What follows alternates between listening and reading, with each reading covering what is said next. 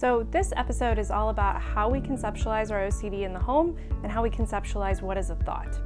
In today's episode, we're going to be going over tips 16, 17, and 18 as we move forward with the plan of how you get more involved in caring for your child, teaching them resilience, and starting to work together to combat and beat OCD and anxiety.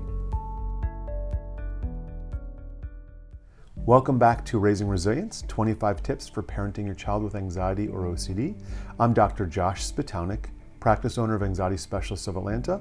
I'm a licensed psychologist, board certified in cognitive behavioral therapy, and I have with me my co-author and colleague, Marti Munford, licensed professional counselor. So what we know is that, like we've talked about in our previous episodes, how we talk about OCD matters a lot. So one of the first things that we do, and this is our tip number 16, is that we help families conceptualize what are we going to call this worry. And so depending on the age of your kid, we often call it a monster, a bully. Some older kids like to call it their own thing, but it doesn't matter as long as you guys as a family know who is the enemy. Naming it is a lot of fun. Drawing it is a lot of fun. Some kids build Lego versions, 3D sketches, crocheting your worry monster. This is all the different ways for you to take power and control over worries. So in tip 16, we actually talk about naming the worry monster. And again, it is age appropriate and developmentally relevant what you do, but having you and parent working together, fighting against your worries is really the plan for kids and families at home. OCD can feel so encompassing that one of our first steps has to be helping to create some distance between the kid and the thoughts that they're having. And so being able to externalize that is really, really helpful. I'll do this with adults even, right? It's just really great to be able to think of the OCD as something outside of you, right? And so drawing it, like Josh said, these are great ways to do that. But what matters most is that you guys are sharing a label, a language, a vocabulary word. So when those moments show up, we can say, oh my goodness, Sammy the scary monster is here, or, Nellie the knife monster is in the bedroom, or, loud noise Larry is bothering me again. And when your child says that, or you say that, there's going to be a plan in place to do something, whether it's about not doing a ritual, or reducing an accommodation, or doing brave talk, or practicing a coping skill. The whole point of knowing what this is that you guys are working together to identify it, recognize that this is one of those uh-oh moments, and have a plan in place to actually do something about it, to teach your child how to manage it on his or her own, with you sort of nudging them from behind. Mm-hmm. And so also, tip number 17 is about those corrective experiences. We want to be allowing for corrective experiences, right? And so all of this works together because the more we are able to experience OCD as something separate, it's also a great way to incorporate a lot of humor, which goes hand in hand with those corrective experiences. This is usually one of the best places to start with a kid. So that's really jumping to tip 17 about corrective experiences. We've talked about that a few times, allowing yourself to fall down and pick yourself up as long as you have a plan to know what to do next. So naming your worry monster, getting it in place, working as a family against it is critical. And even having some space to even have worry time we talk about in tip 16, which is if you need your child to have the ability to sit down and just sort of jot some stuff down, or maybe head off in their bedroom for a few minutes and sort of just get some of those worries out. That's not an inappropriate recommendation. It's actually something that we actually recommend to adults when their mind's racing at nighttime. Just before you go to bed, just open up your journal, scribble out all the crap that's in your head, set it to the side, and see if your brain can go to rest.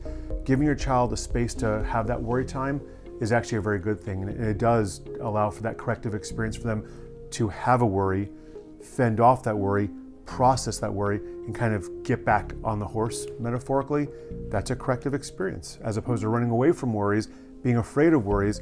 You don't have to be afraid of them. You can actually hang out with them, draw them, talk to them. So worry monster, that's one way to conceptualize what's going on, right? One way to facilitate more experiences with these corrective opportunities. And then the other piece to that is helping our kids figure out that not all thoughts are beliefs. Huge concept in anxiety. Just because something happened here accidentally doesn't mean it is what you believe, what you perceive, or it defines who you are. Just because you have a thought doesn't mean you have to act on it. It doesn't mean it actually means anything about you. And we talk about especially with kids, like the burps, farts, and hiccups of what's going on with you. Just because you have these things doesn't mean they actually mean anything about you. We all pass gas, we all burp and yawn, and that's just our bodies doing what they're supposed to be doing.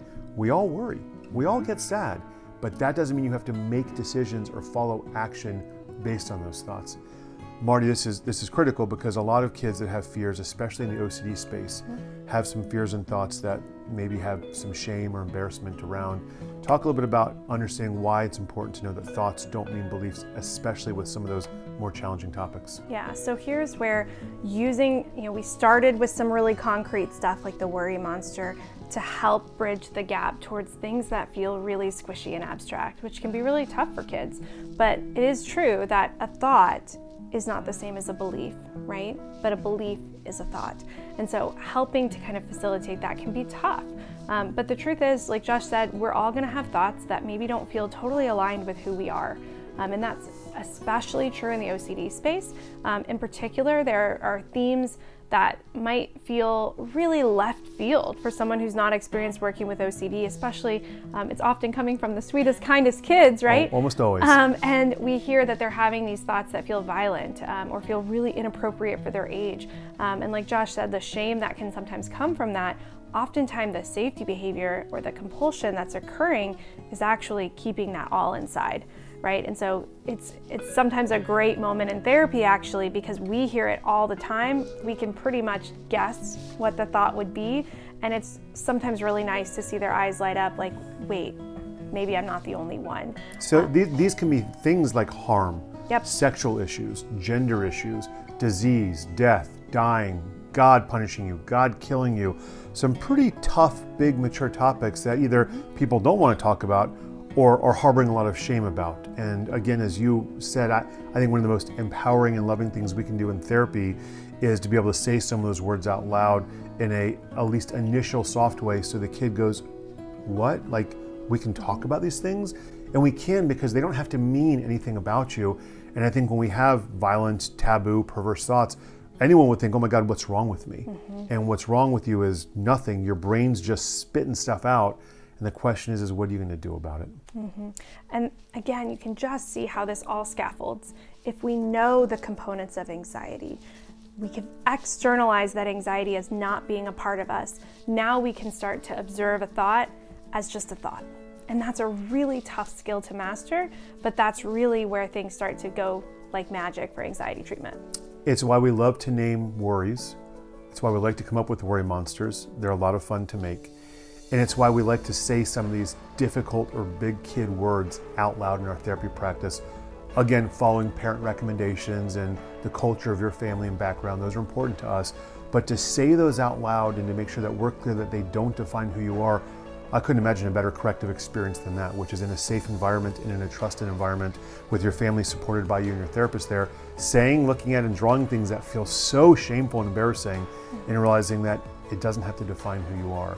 So even if you don't have a therapist to do this with, moms and dads out there, we do want to recommend that you read up a little bit about some of these tough topics and that you think about different ways that you can introduce words and language in the home that are safe for your family, appropriate for your family, and most importantly, give you a chance to air them out loud so your kid learns in a new way that I can say and think these things, but they don't get me in trouble, especially if you don't act on them, and they don't define who I am. And those are critical pieces of giving that space, grace, and love to your kiddos.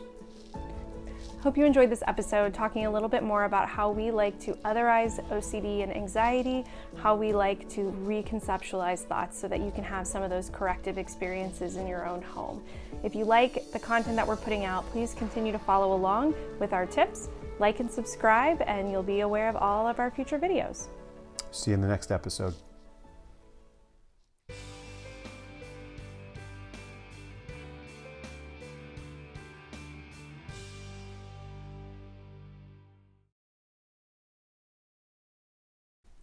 Welcome back to episode 6. Is this episode 6? This might be episode 7. So as Marti, I'll wait. You're good, you're good. So I hope you enjoyed this episode. I guess I should probably do a recap first. Finish it up? No, finish it up. Okay. That was a good ending. What clicked over there? I don't know. It turned off. Your camera turned off? Yeah. That's okay.